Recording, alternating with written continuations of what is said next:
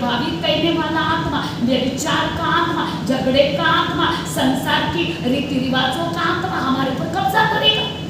और इसीलिए परमेश्वर आपको देखता है और वो कहता है तू जीवित तो है पर है कैसा है, कैसा है, तू मरा हुआ है। और यदि हम 3:2 में देखेंगे क्या लिखा है, जागरूक हो, क्या लिखा है, अभी भी वक्त है, जागरूक हो, मन फिराओ।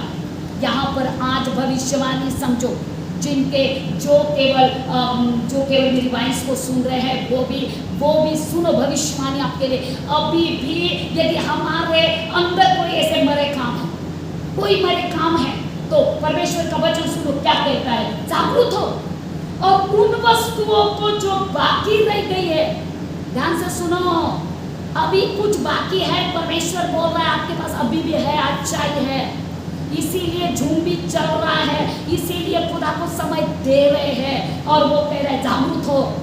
इसका मतलब प्रभु डांट रहा है, डांट को स्वीकार करो मेरे प्रियो, क्योंकि यदि हम वचन 23:4 में जाए तो क्या कहता है, क्या कहता है दाऊद, यदि मैं घोर अंधकार की तराइयों में से होकर चलूं तो हानि से नहीं डरूंगा, क्योंकि तू मेरे कहाँ रहता है, साथ रहता है, तेरे सोतावादी से मुझे क्या मिलती है, शांति मिलती है। दाऊद जानता है कि परमेश्वर मुझे जागरूक करेगा और यहाँ पर वो कहता है जागरूक हो और उन वस्तुओं को जो बाकी रह गई है और जो मिटने की है उन्हें दूर कर, क्योंकि मैं तेरे किसी काम को अपने परमेश्वर के निकट पूरा नहीं पाया। यहाँ पर परमेश्वर कहता सावधान हो, आपको सावधान होने की आवश्यकता है। शिमशोन को बार बार परमेश्वर ने सावधान किया, क्या किया, सावधान किया, बार बार सावधान कर रहा है शिमशोन को। उसके माँ को कहाँ देखकर तेरा बेटा नाज़ीरा रहेगा, परंतु जब जैसे जैसे बड़ा हो रहा वो गाजा में गया, जैसे जैसे बड़ा हो गया वह दलीला के पास गया, वो पाप करता गया और जो परमेश्वर ने उसे नाज़ीरा बनाया था, अशुद्धता से दूर बनाया था, वो भेद उसने वेश्या को बता दिया जिसका नाम है दलीला। एक ध्यान रखना, अपना गुप्त भेद किसी और को आसानी से कभी मत बताना, और यदि बताएंगे तो खतरा है। शिमशोन ने क्या किया, दलीला की गोदी में सोया बता दिया देख यही मेरा अभिषेक है, यही जो यदि मैं बुला दूंगा तो मैं क्या हो जाऊंगा, निर्बल हो जाऊंगा, अशक्त हो जाऊंगा। और दलीला ने सुना, शत्रु को बुला लिया, कहीं हम ऐसा तो नहीं कर रहे हैं, अपना वेद शत्रु के पास तो नहीं पहुंचा रहे, और शत्रु के पास पहुंचा रहे, सावधान हो जाओ, तुम्हारा बल चला जाएगा, तुम्हारा सामर्थ्य चला जाएगा, तुम्हारा अभिषेक चला जाएगा। अभिषेक की रखवाली करो मेरे प्रियो। आज भी यदि कहीं न कहीं किसी कोने में हम दबे हुए हैं, झुके हुए हैं, गिरे हुए हैं, टूटे हुए हैं, पिसे हुए हैं, उठ जाओ। यशायाह 7 कहते उठ और प्रकाशमान हो।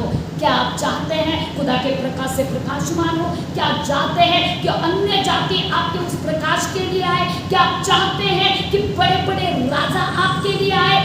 यदि आप चाहते हैं तो आपको उठना होगा, आपको उठना होगा, आपको जागरूक होना होगा।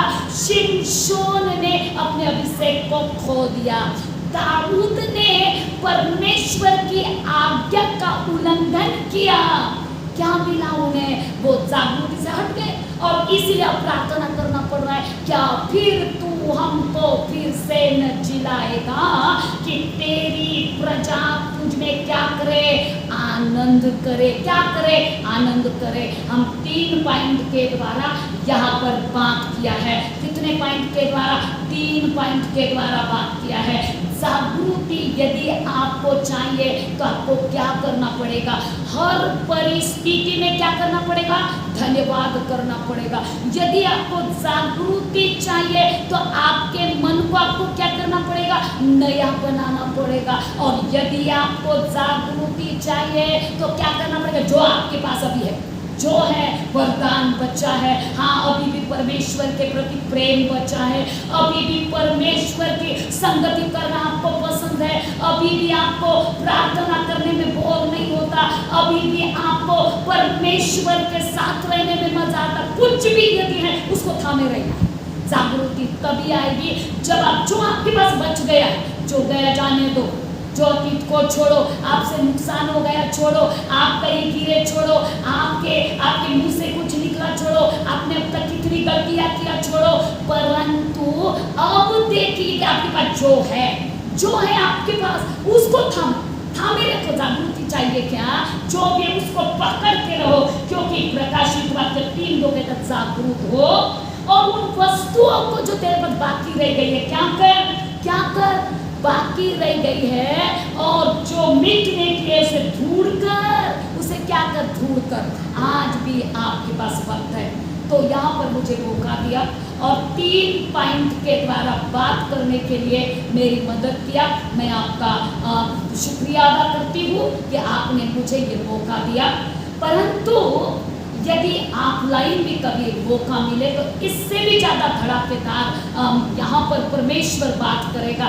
तो एक मैं रिपीट कर रही हूँ, जागृति कैसे आएगी? हर बात में धन्यवाद करने से आपका मन नया हो जाए तो जागृति आएगी। जो आपके पास है उसे थामे रहो तो जागृति आएगी। प्रभु आपको आशीष दे।